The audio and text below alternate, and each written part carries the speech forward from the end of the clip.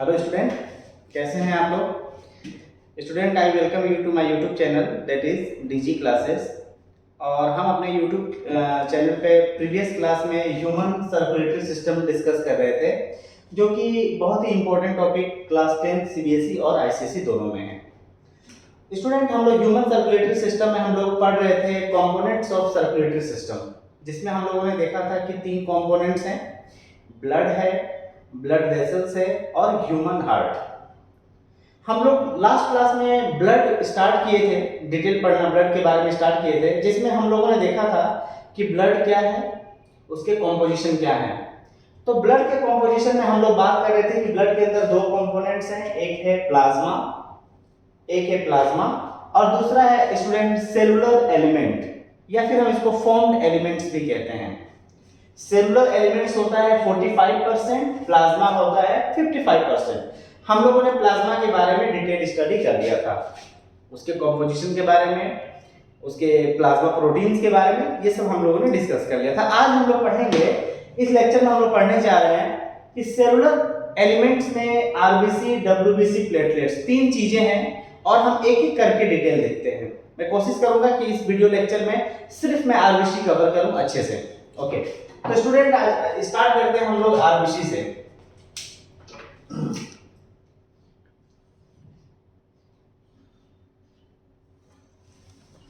RBC student, RBC को हम लोग रेड ब्लड सेल कहते हैं। क्या कहते हैं? It is known as red blood cell.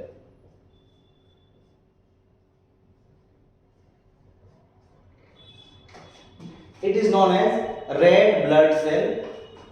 Student, अगर हम इसकी बात करते हैं तो आरबीसी जो है, इसकी साइज की अगर हम बात करते हैं तो साइज इसका है लगभग 7 माइक्रोन, ठीक है, या फिर हम देख सकते हैं माइक्रोमीटर। बहुत ही स्मॉलेस्ट सेल है ये। जनरली स्टूडेंट है क्या? ई न्यूक्लिएटेड है। ई न्यूक्लिएटेड मतलब नो न्यूक्लियस, इसके अंदर न्यूक्लियस नहीं होता है, नो न्यूक्लियस। स्टूडेंट, इसके अंदर कोई न्यूक्लियस नहीं होता है। कब?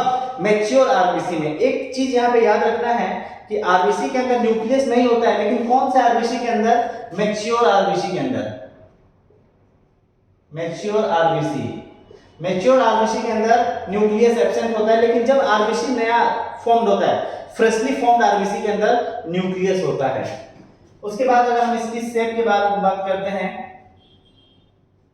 तो आरबीसी का जो शेप है वो बाइकॉनकेव है। देखा जाएगा स्ट्रक्चर के बारे में। सपोज ये आरबीसी है तो इसके अंदर ऐसे देखोगे तो बाइकॉनकेव स्ट्रक्चर है। ये क्या है? बाइकॉनकेव स्ट्रक्चर है। अगर हम बात करते हैं स्टूडेंट आरबीसी, तो जनरली आरबीसी कहां बनता है? RBC is formed in bone marrow।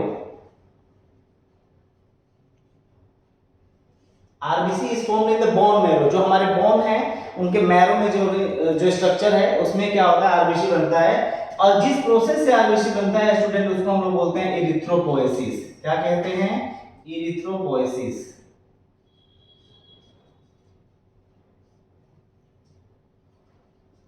एक चीज और स्टूडेंट कि हम आरबीसी को इरिथ्रोसाइट्स के नाम से भी जानते हैं। Erythrocyte also known as erythrocyte.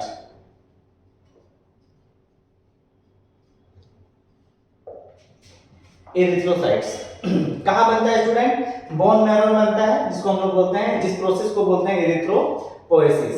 अगर हम बात करते हैं बच्चा एम्ब्रियो के स्टेज में, जब बच्चा एक एम्ब्रियोनिक स्टेज होता है या during the time of embryo, जो एम्ब्रियोनिक डेवलपमेंट होता है, बच्चा जब एम्ब्रियोनिक स्टेज में होता है तो उस दौरान आरबीसी कहां बनता है उसके अंदर? तो in embryo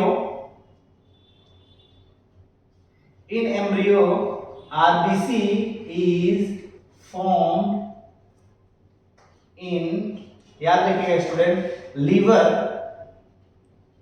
liver and spleen. Liver and spleen एक चीज और याद रखते हैं कि आप लोग सोचते होंगे कि कौन कौन से बोन मेरो में बनता है, कौन कौन से बोन्स में हमारे आरबीसी बनते हैं। तो जितने बड़े बोन्स होते हैं, सपोज ब्रेस्ट बोन हो गया, हमारे ये रिब्स के जो बोन्स हो गए, ठीक है, जो हमारे ये गर्डल, पेल्विक गर्डल में जो इलियम्स बोन हो गए, तो उसमें जनरली क्या होता है, आरबीसी का फॉर्मेशन होता है। क्लियर है? अगर हम बात करते हैं स्टूडेंट, तो आरबीसी का कलर क्या होता है? Colour of RBC is red. Colour, RBC का कलर क्या है? रेड है। ड्यू टू क्या? Due to presence of one pigment, जिसको हम लोग क्या बोलते हैं? Haemoglobin. Due to presence of haemoglobin. Haemoglobin, haemoglobin एक आयरन कंटेनिंग पिगमेंट है।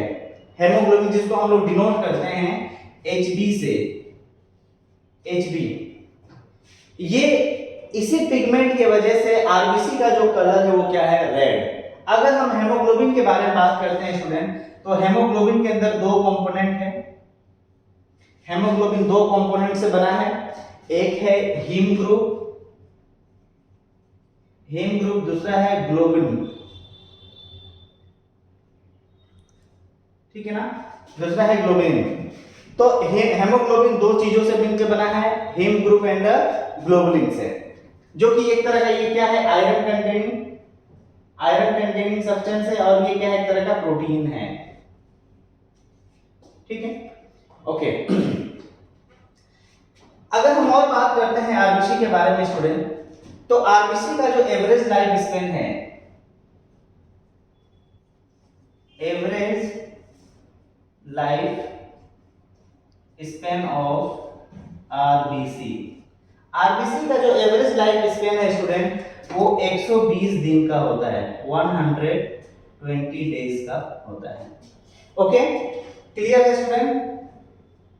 ओके, तो ओके स्टूडेंट, हमने क्या देखा कि average life span of RBC जो है 120 दिन का होता है। लेकिन 120 दिन बाद क्या होता है कि जैसे ही आरबीसी ओल्ड और वीक हो जाते हैं, ठीक है ना, हम लिख सकते हैं बच्चा ओल्ड एंड वीक आरबीसी जो है वो डिस्ट्रॉय हो जाते हैं, डिस्ट्रॉयड इन, कहां पर? स्प्लीन एंड लीवर में जाके ये क्या होता है? डिस्ट्रॉय कर जाते हैं। और इसी वजह से स्टूडेंट जो स्प्लीन है उसको हम लोग कहते हैं ग्रेवयार्ड ऑफ आरबीसी। स्प्लीन को कहते हैं बच्चा, हम लोग कहते हैं इसको ग्रेवयार्ड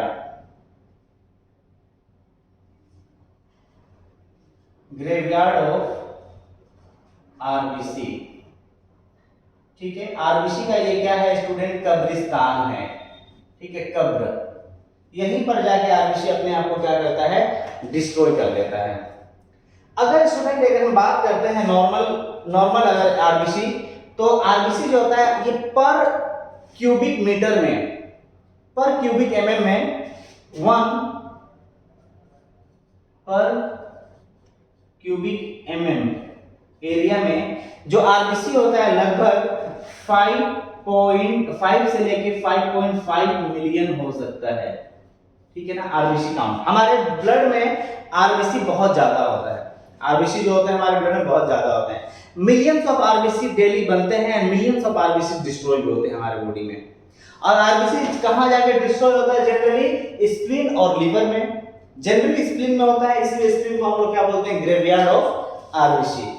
अब सवाल ये उठता है कि सर आरबीसी के अंदर, आरबीसी क्या करता है स्टूडेंट? आरबीसी के अंदर आपने देखा कि क्या है? हेमोग्लोबिन है, और हेमोग्लोबिन के अंदर आपने देखा कि दो चीजें हैं, एक हीम ग्रुप है जो कि आयरन कंटेनिंग सब्सटेंस है, और एक ग्लोबिन है।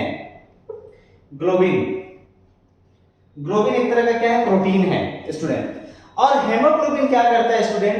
ये सब्सटेंस है जो हमारे बॉडी में ऑक्सीजन और CO2 को कैरी करता है, ऑक्सीजन को कैरी करता है। ये ऑक्सीजन भी बाइंड कर सकता है और कार्बन को भी बाइंड करता है। तो ऑक्सीजन को ट्रांसपोर्ट करने में जनरली कौन हेल्प करता है? हेमोग्लोबिन। जब याद रखिएगा स्टूडेंट कि जब हेमोग्लोबिन, मैं यहां लिख रहा हूं, देखिए कि हेमोग्लोबिन जो है, हेमोग्लोबिन जब ऑक्सीजन के साथ बाइंड कर जाएगा तो बन जाएगा HbO2, ठीक है ना, और इसको हम लोग बोलते हैं ऑक्सी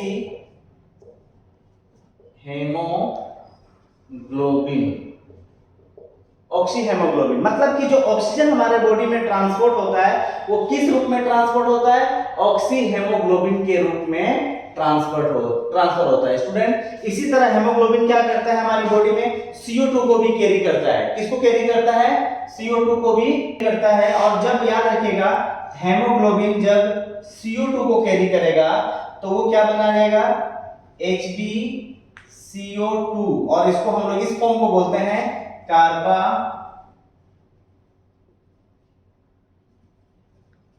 हेमोग्लोबिन, कार्बा एमिनो हेमोग्लोबिन। तो कार्बन डाइऑक्साइड को कैरी करता है वो इस रूप में, कार्बा एमिनो हेमोग्लोबिन के रूप में, और ऑक्सीजन को किस फॉर्म में कैरी करता है, ऑक्सी हेमोग्लोबिन के रूप में। ठीक है स्टूडेंट, क्लियर है? यहां तक मुझे लगता है कि आप लोगों को कोई डाउट नहीं है। ओके स्टूडेंट, तो हम लोगों ने देखा ये सारा चीज। अब एक चीज और आपको बता देते हैं स्टूडेंट, कि जैसे मैंने आपको बताया कि 1 mm³ ब्लड में लगभग 5 से 5.5 मिलियन आरबीसी होते हैं, लगभग 5 से 5.5 मिलियन आरबीसी होता है। लेकिन कभी कभी होता है कि कुछ बीमारी की वजह से या बहुत सारे ऐसे फैक्टर्स होते हैं जिसके वजह से हमारे बॉडी में आरबीसी काउंट डिक्रीज होने लगता है।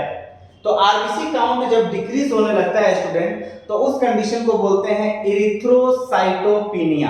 क्या कहते हैं, इरिथ्रोसाइटोपिनिया। इरिथ्रोसाइटोपिनिया क्या होता है स्टूडेंट, लो आरबीसी काउंट, लो आरबीसी काउंट। और एक कंडीशन होता है कि जब आरबीसी बढ़ जाता है, तेजी से आरबीसी का काउंट बढ़ने लगता है, नॉर्मल हमारा ये है लगभग 5-5.5 मिलियन आरबीसी होता है, लेकिन कभी कभी आरबीसी काउंट अगर बढ़ने लगता है तो उस कंडीशन को बोलते हैं पॉलीसाइटेमिया। क्या बोलते हैं, polycythaemia, abnormal increase in RBC count या abnormal increase in RBC count। Okay student, तो ये कुछ इंपॉर्टेंट पॉइंट्स हैं आरबीसी से रिलेटेड, ये कुछ इंपॉर्टेंट टॉपिक, ये कुछ इंपॉर्टेंट फैक्ट है अबाउट आरबीसी जो कि क्लास 10th लेवल तक हमें जानने की जरूरत होती है। और ये सारा चीज मैंने कवर किया है, एक हमने सीबीएसई को ध्यान में रखते हुए और आईसीएसई को भी ध्यान में रखते हुए हमने ये कवर किया है। Okay student, that's it for the today's lecture. हम आने वाले लेक्चर में डब्ल्यूबीसी को कवर करेंगे। Thank you.